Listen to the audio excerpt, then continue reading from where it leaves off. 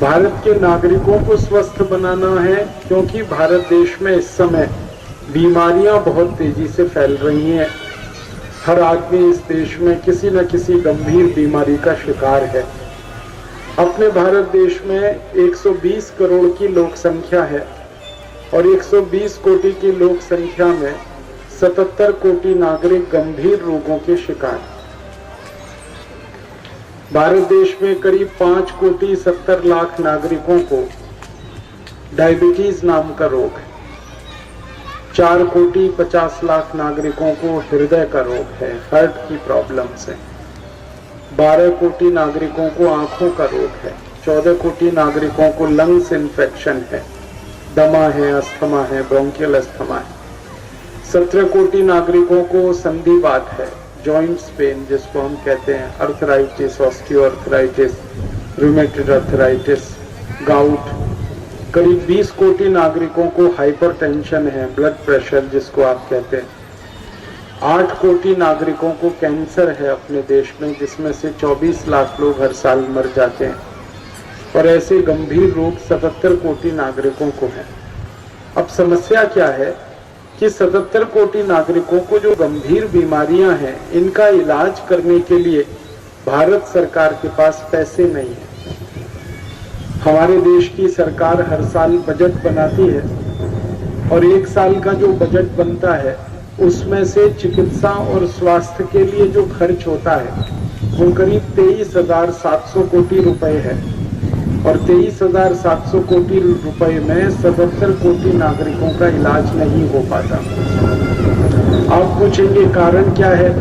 उसका सबसे बड़ा कारण है कि जो खर्चा होता है पैसा, उसमें से करीब 80% 80% हमारे जो चिकित्सक हैं, जो डॉक्टर हैं, जो हॉस्पिटल का स्टाफ है, उसकी सैलरी देने में ही चला जाता है 80%। सिर्फ 20% बचता है जो लोगों की दवाओं पर और उनकी चिकित्सा पर खर्च होता है। और जो 20% बचता है वो करीब 3,700 कोटि रुपए है। अब 77 कोटि मरीजों पर 3,700 कोटि का खर्च अगर 1 साल में होता है तो उसका मैंने कैलकुलेशन किया तो मुश्किल से एक व्यक्ति के इलाज पर 35 से 40 रुपए का खर्च आता है। अब इतने कम पैसे में किसी भी व्यक्ति का इलाज नहीं हो सकता। अगर हम चाहें तो 35 से 40 रुपए में तो सर्दी जुकाम भी ठीक नहीं हो सकता। कैंसर तो सवाल ही नहीं उठता ठीक होने का। डायबिटीज, अर्थराइटिस, हाइपरटेंशन, ये तो सवाल ही नहीं है। तो भारत सरकार के पास तो पैसे नहीं है इलाज करने के। और हमारे देश में फिर परिणाम ये होता है कि नागरिकों को अपने इलाज पर खुद पैसे खर्च करने पड़ते हैं, जिसको हम प्राइवेट एक्सपेंडिचर कहते हैं। और ये खर्चे हर साल करीब 7 लाख कोटि रुपए के होते हैं। भारत के नागरिक अपने इलाज पर, अपनी चिकित्सा पर साल में करीब 7 लाख कोटि रुपए खर्च करते हैं। और ये जो खर्च हम करते हैं, इसके लिए बहुत सारे लोगों को कर्ज लेना पड़ता है, घर बेचना पड़ता है, अपनी संपत्ति बेचनी पड़ती है, घर में जो सोने चांदी के आभूषण दागीने होते हैं वो बेचने पड़ते हैं, तब जाकर लोग अपना इलाज करवा पाते हैं। और सबसे गंभीर बात यह है कि आप जिस इलाज में लाखों कोटि रुपए खर्च करते हैं, उस इलाज में कभी भी आपको परमानेंट रिलीफ नहीं मिलता। जैसे हाइपरटेंशन का हम इलाज करें तो उसमें जब तक आप मेडिसिन खाएंगे तब तक तो ब्लड प्रेशर नॉर्मल होगा। जैसे ही मेडिसिन खाना बंद कर देंगे बीपी फिर बढ़ जाएगा। अर्थराइटिस है अगर आपको, तो जब तक आप दवा खाएंगे आपको दर्द कम होगा, लेकिन जैसे ही दवा आप बंद करेंगे, मेडिसिन बंद करेंगे, दर्द फिर शुरू हो जाएगा। इसी तरह से किसी भी बीमारी में आप अगर देखेंगे तो मेडिसिन जब तक हम ले रहे हैं तभी तक रिलीफ होता है। मेडिसिन बंद करते ही रिलीफ बंद हो जाता है, फिर से परेशानी आ जाती है। कोई परमानेंट रिलीफ हम नहीं ले पाते। कई बार तो हम ऑपरेशन कराते हैं, जैसे एंजियोप्लास्टी हम कराएं, हार्ट की कोई प्रॉब्लम हो, ब्लॉकेज है आपको हार्ट में, आपने एंजियोप्लास्टी कराया, तो एंजियोप्लास्टी से इस बात की कोई गारंटी नहीं मिलती कि आपको हार्ट अटैक नहीं आएगा। आप सवेरे एंजियोप्लास्टी कराइए, शाम को फिर से अटैक आ जाता है, दूसरे दिन कराइए, तीसरे दिन अटैक आ जाता है। कोई भी डॉक्टर को आप ये कहें कि एंजियोप्लास्टी करने वाले डॉक्टर को आप कहें कि कोई गारंटी दे सकते हो, तो वो कहेगा गारंटी तो कुछ नहीं। ऐसी गंभीर समस्या अपने पूरे भारत देश में है। ऐसी स्थिति में क्या किया जाए? हम जब इलाज करा रहे हैं, परमानेंट रिलीफ हमें नहीं मिल रहा है, सरकार के पास पैसे नहीं है इलाज कराने के लिए, डॉक्टर्स जितने चाहिए उतने हमारे देश में है नहीं, हॉस्पिटल बहुत कम है। सारे भारत देश में इस समय चिकित्सा करने वाले डॉक्टर्स कुल मिलाकर 18 लाख हैं, जबकि मरीजों की संख्या 77 कोटि है। कभी भी वो इलाज नहीं कर सकते मरीजों का। तो ऐसी स्थिति में एक ही उपाय है, हर व्यक्ति अगर स्वस्थ रहना चाहता है, निरोगी होना चाहता है, तो एकमात्र उपाय है कि हर व्यक्ति अपनी चिकित्सा खुद करे, अपना इलाज खुद करे। आप बोलेंगे ये कैसे संभव है?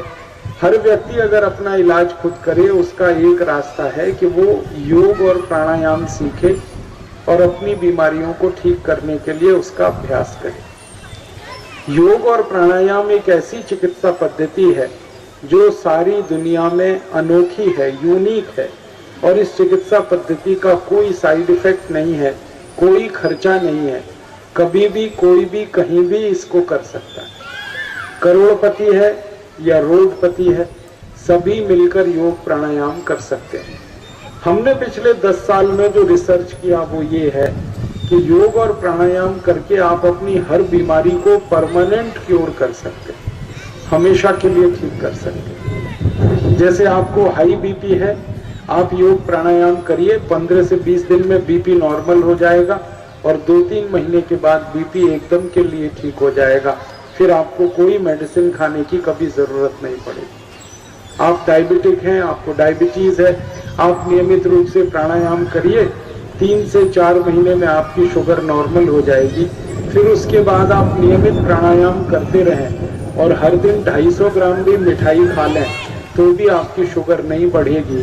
प्राणायाम में इतनी शक्ति है। आपका दमा, आपका अस्थमा, आपका ब्रोंकियल अस्थमा, आपका ट्यूबरकुलोसिस, सभी बीमारी आराम से ठीक होती है।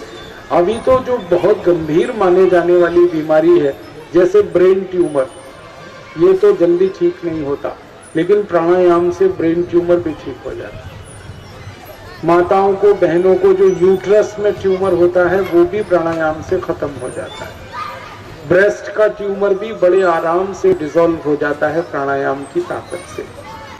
अस्थमा, दमा, ब्रोंकियल अस्थमा बहुत अच्छे से ठीक होता है प्राणायाम से।